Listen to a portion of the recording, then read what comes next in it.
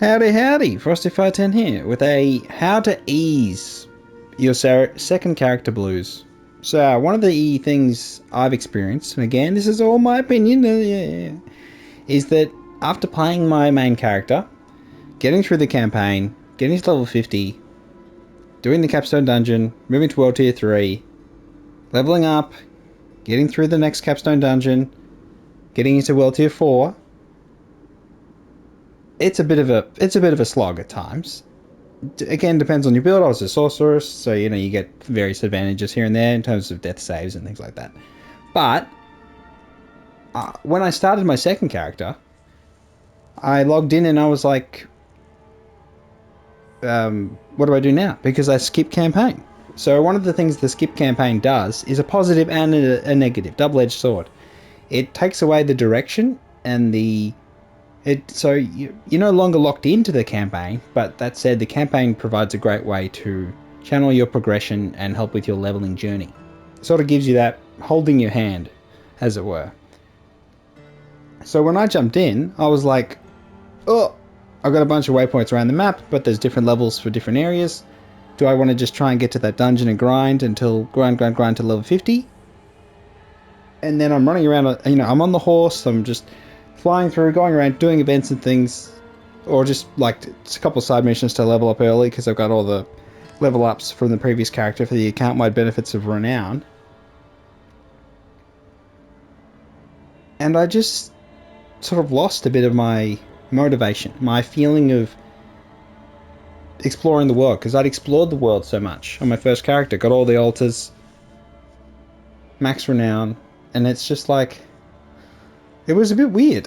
I felt a bit depressed about it. A little bit just put off. And so I found a solution. So this is how I have another character as well. But what I did, so let's just jump into the game and I'll show you exactly what I did. Barbarian's a great example of it. I had to change the way I thought about the way I was playing. So it's important to confront sometimes the positives of the journey in the first playthrough is you have a lot of benefits. You have a horse, which means you can go wherever you want quickly, and you can go wherever. Nowhere is, out of bounds, just the level gates. You just got to worry about if you're under-leveled too much. But legendaries take so long to drop. About level 25 plus, they start to drop more frequently. And then you feel like you can actually start your build. So it's an odd sensation to go from having a build to having no build. But you just got your skills you prefer. And then just running in those until you finally get some legendaries to drop, and then you get the legendaries you need. Unless, of course, they've dropped in the other one and you just carry them over. So I found out just the best thing to do to cure all your blues, make a second character and a third character and onwards and upwards, is ditch the horse. So you run everywhere. So I ran. Start area. Run around. Run around all the way here. And I just run around. Because one of the things that you do a lot in your first playthrough on the way to Act 4 before you get your horse is you run around. You just kill whatever monsters are in front of you and you progress. It's nothing crazy, but once you get the horse, you suddenly start flying through the air. You suddenly run past the enemies, and they're just nipping at your feet. You lose the danger of the world for the vast majority of it, and it's all about efficiency and going from A to B as quick as possible.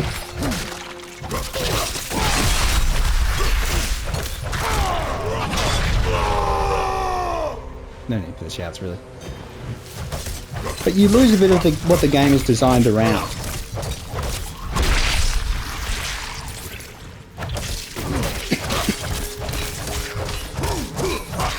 Because one of the things the horse does, it does trivialize a lot of the game in terms of the placement of mobs in the open world. And again, this is why the dungeons are more preferable, because you're not on your horse. So you have no option to... You can run past them if you got the right skills and speed and things, but I think that one of the reasons why the dungeons are so popular, not just the XP, and now they've been nerfed and they'll still be popular and etc, don't worry about that, but is because you're on your feet. There's no option for a horse, and the horse becomes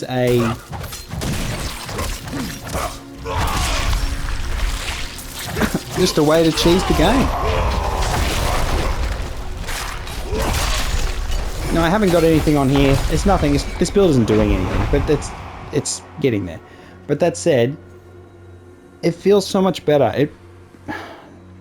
The game is better when you just run around and you don't use your horse early level. Now, later on, once you level 50, 60, 70, totally understand the horse makes perfect sense.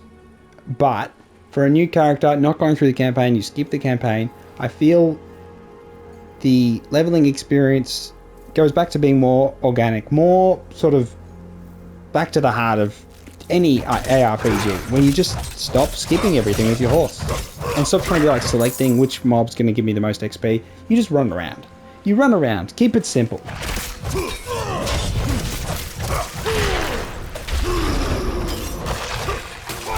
You just whack things.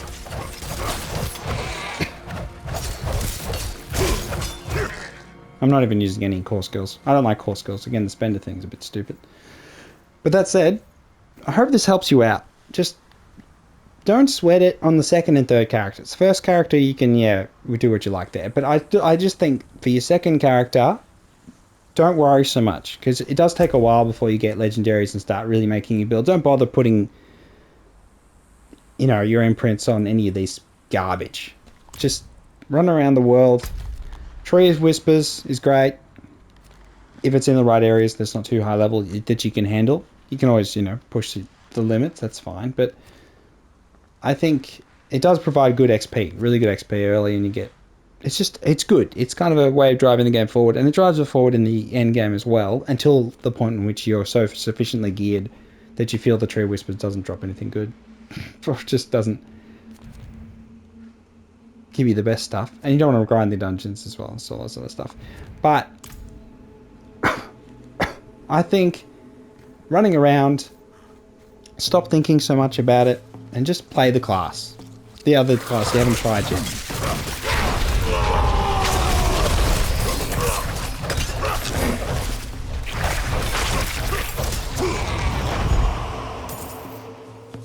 Hopefully this helps you out. Oh, yeah. So don't use the horse, and you'll start to change your attitude to the game a little bit on your old characters. I think it will be a benefit. Give it a try. Tell me what how experience changed for you, if it did or if it didn't, in the comments. And like and subscribe. I'll catch you next time. Bye bye.